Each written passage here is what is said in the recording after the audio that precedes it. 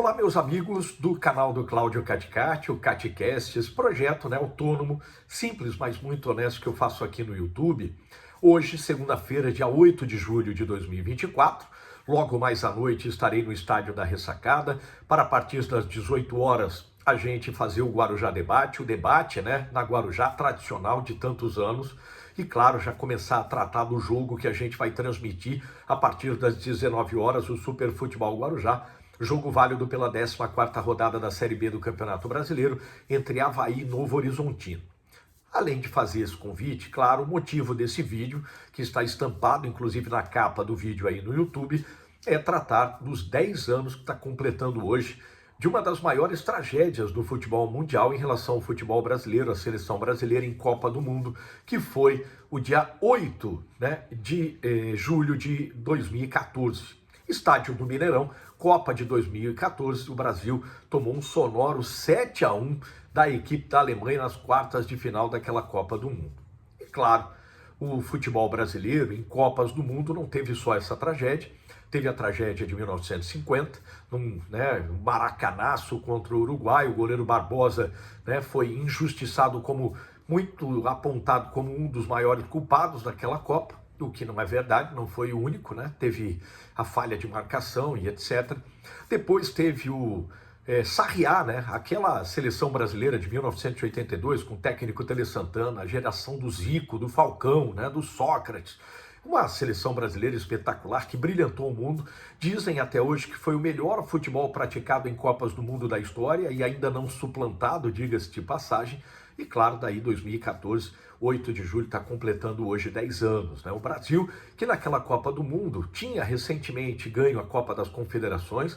Eu pude dizer isso no Clube da Bola, onde que fui convidado e participei no último sábado, apresentado pelo Emerson, ali na NDTV, o Clube da Bola. Eu falei na TV, dizendo o seguinte: o Brasil construiu esse 7-1 ao longo, desde que venceu a Copa das Confederações, também no Brasil, um 3-0 contra a Espanha, mas na Copa do Mundo, ali de 2014, o Brasil foi jogar contra a Alemanha, desfalcado do Neymar, que tinha se contundido no jogo contra a Colômbia, e o Brasil tinha passado por Chile, tinha passado pela própria Colômbia com muita dificuldade.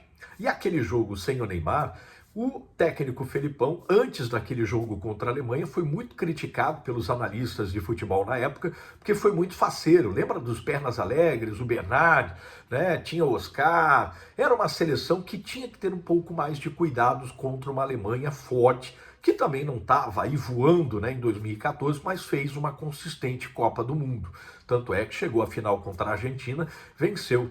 Só que a Alemanha, durante a Copa de 2014, ela não aplicou uma sonora goleada em ninguém, foi só no Brasil. É que o Brasil, às vezes, não teve naquele ano, por causa dessa somatória, passou por Itália e Uruguai nas Copas das Confederações, foi campeão com 3-0 contra a Espanha, e acho que levou um pouco de soberba para esse jogo contra a Alemanha no Mineirão.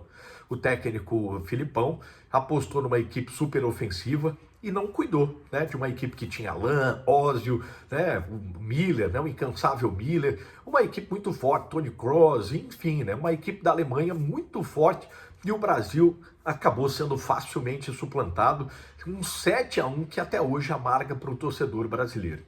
E o que se fala nesses 10 anos que marca hoje nesse 7-1 é o que foi feito de lá para cá. O que efetivamente se fez no Brasil, na Confederação Brasileira de Futebol, para mudar esse emblemático 7-1?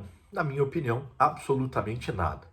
O Brasil, estruturalmente, desde a sua presidência e em todas as camadas, vamos dizer assim, da Confederação Brasileira de Futebol, não evoluiu, não profissionalizou. A gente não tem nas divisões de base um trabalho base, um trabalho em que todas as seleções, por exemplo, joguem sobre o mesmo sistema de jogo, ou uma mesma ideia de jogo.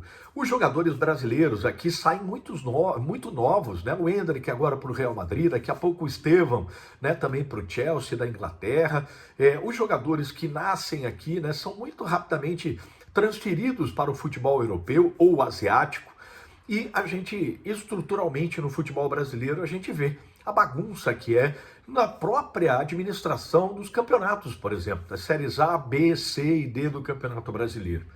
Então a gente está vendo, né, a seleção de 2018, que foi 4 anos depois, né, que teve a participação do técnico Tite, e depois de 2022 também repetindo com o Tite, uma seleção que facilmente foi eliminada por equipes europeias sem ter uma estrutura, né, em que o futebol brasileiro fica só suplantado às participações mais benéficas em relação a uma Copa América ou outra que ganha aqui ou ali, e também a questão das eliminatórias da Copa do Mundo, que acaba se classificando para as Copas, porque a gente sabe que não é parâmetro o futebol sul-americano, não é parâmetro. E olha que o Brasil agora, em pleno 2024, esse ano, por exemplo, diante de toda a bagunça que aconteceu no ano passado, a CBF, que está com o presidente segurado por uma liminar, para vocês verem como o problema é estrutural, passou todo o ano passado com um treinador interino à espera de um treinador estrangeiro, que é onde eu vou chegar nesse vídeo aqui, que eu acho que é o correto, que eu acho que é a linha, infelizmente, que tem que trilhar aí a CBF em relação à seleção brasileira, mas jogou no lixo o ano de 2023, quando ficou com um treinador interino. Vem esse ano de 2024, tenta corrigir a rota, trazendo o técnico Dorival Júnior, mas em que até essa Copa América ele não teve o tempo hábil ainda para trabalhar com a seleção brasileira, sobre aspectos em que as outras seleções vêm com um trabalho um pouco mais longevo de seus treinadores e tem um 11, tem uma cara, tem uma equipe, tem entrosamento. E o Brasil hoje, infelizmente, em pleno 2024, quando completamos 10 anos do 7-1 lá na Alemanha, o Brasil hoje pode ser a quarta ou quinta força aqui na América do Sul, onde o Brasil sempre foi primeiro ou segundo, brigando ali com a Argentina, que é a atual campeã do mundo, é a atual campeã da Copa América e está indo para as finais da Copa América desse ano também. Então, e aí, CBF? Vai continuar com o mesmo modus operandi, as mesmas práticas trazem os mesmos resultados e está definhando. Lembrando que as eliminatórias estão paralisadas e o Brasil deve retorná-las ainda esse ano e não está garantido para a próxima Copa do Mundo, não. Então, tem que rever processos, tem que rever planejamentos, tem que voltar a ter estruturalmente as garras da seleção brasileira. E olha, infelizmente, né, a gente tem que dizer, o Dorival Júnior também é um treinador que ainda não tinha tido uma experiência em seleções. Uma coisa é você dirigir clubes, times, e outra coisa é você dirigir seleção, a seleção brasileira. Então ele ainda está no cargo sendo forjado como treinador de seleção. Uma coisa é você fazer bons trabalhos nos clubes, como ele fez recentemente no Flamengo e no São Paulo, e outra coisa é na seleção brasileira, em que você não tem tanto tempo ainda de treinamento, que você recebe os jogadores às vezes com 10, 15 dias só de antecedência, e todo um trabalho de garimpagem é feito antes. Acho que o Dorival Júnior não é o único culpado dessa eliminação na Copa América, aí nos pênaltis contra a equipe do Uruguai, mas ele tem um pouco da sua parcela, quando não levou, por exemplo, jogadores como o Gerson, meio-campista da equipe do Flamengo, e também o próprio Pedro, centroavante da equipe do Flamengo. E, por exemplo, o Rafael Veiga do Palmeiras, né? E claro, ele ainda é um treinador de clube, de times, né? Ainda falta essa formação. Como lembrou o jornalista Mauro César Pereira, há uns anos atrás, 2018, ele era treinador do Ceará, né? Atual time que joga a Série B do Campeonato Brasileiro. Vejam no Dorival Júnior um grande treinador, só que ele precisa desse tempo de maturação, tirar a jaqueta de treinador de clube e vestir a jaqueta de um treinador de seleção brasileira, em que o planejamento, a forma de trabalho é completamente diferente. Acho que a solução mais imediatista para o Brasil seria, sim, né, a contratação de um treinador estrangeiro, infelizmente. Porque vejam, no próprio Campeonato Brasileiro da Série A, o G6 que leva a Libertadores da América, das 6 equipes que estão nas primeiras colocações da Série A, 3 são treinadores estrangeiros. O Botafogo do Arthur Jorge, o português, o Palmeiras do Abel Ferreira, também português, e o São Paulo do argentino Luiz Ubeldia. Lembrando que ainda tem bons trabalhos como o Pedro Caixinha no Red Bull Bragantino, do próprio argentino Juan Pablo Vojvoda na equipe do Fortaleza, entre outros exemplos, né? O Cuiabá está reagindo agora com o português Petit. Então, infelizmente, né, no futebol brasileiro, tinha que se passar pela contratação de um treinador estrangeiro.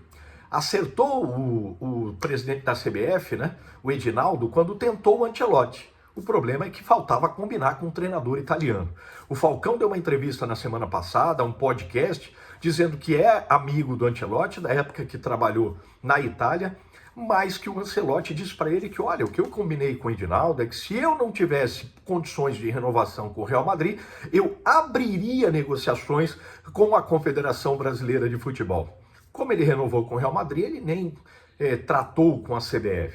Então, é importante dizer que o foco tinha que ser esse: procurar um treinador estrangeiro para fazer um trabalho em que esse treinador tenha foco e conhecimento no futebol global, que tenha experiência em seleções, que entenda da formação e planejamento de processos dentro de uma seleção mundial, né? Seja brasileira ou que já tenha passado por outras seleções.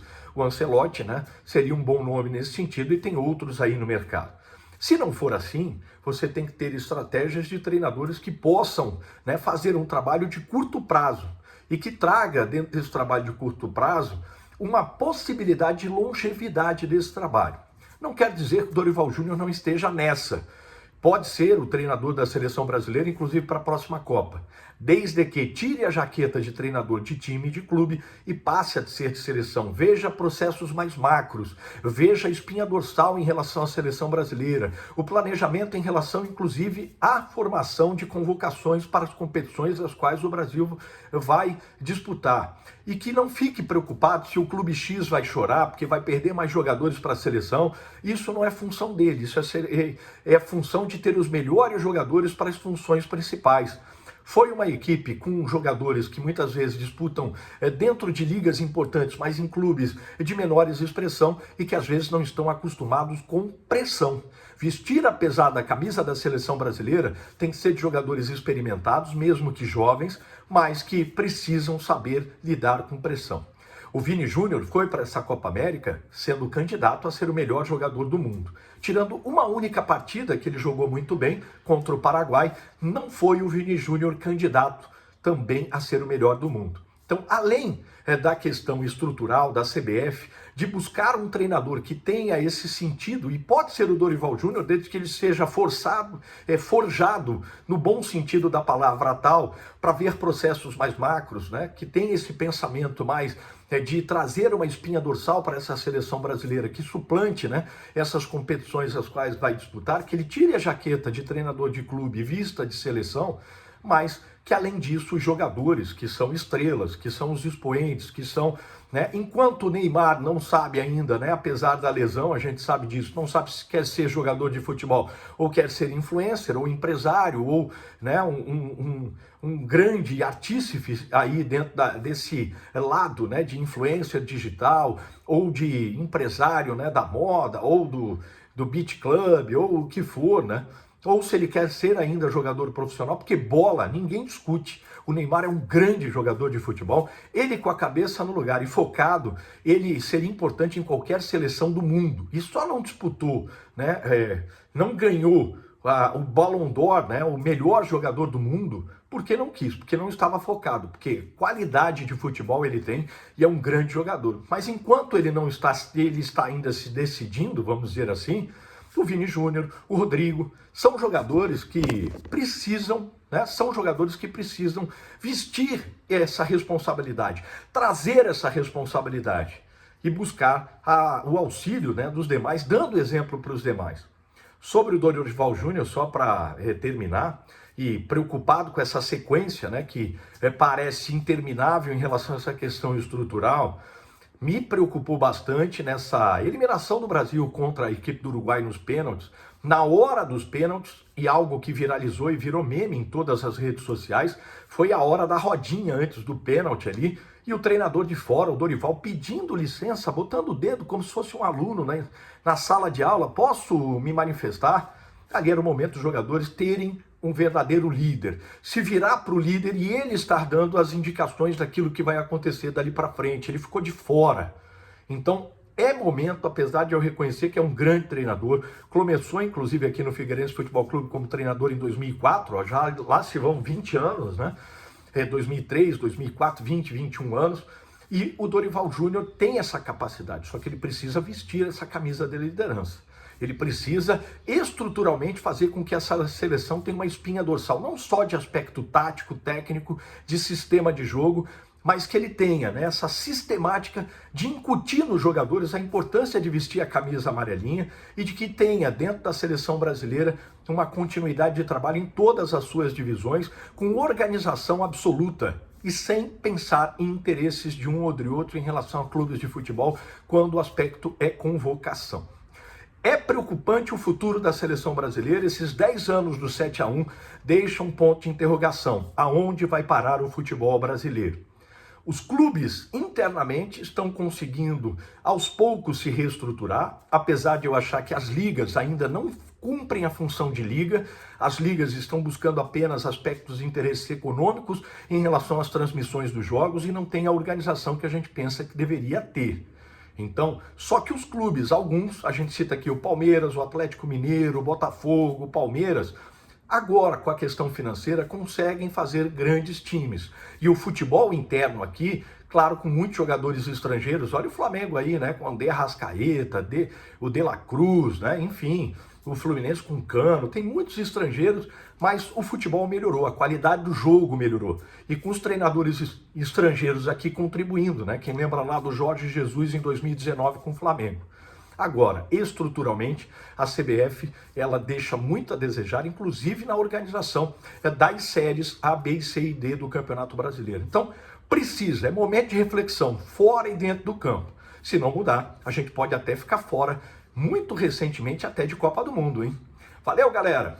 Se inscreva no canal, deixe o like nesse vídeo e amanhã, 20 horas, já que eu não pude fazer a live pós-jogo no domingo ontem, né, dia 7, hoje vou estar na ressacada para transmitir na Rádio Guarujá, Avaí, Novo Horizontino, mas amanhã, aqui no canal, às 8 horas, vai ter a live de debate pós-jogo. Vamos reagir ao jogo de ontem, o empate do Figueirense contra o Atlético, né, em jogo válido pela 12ª rodada da Série C do Campeonato Brasileiro.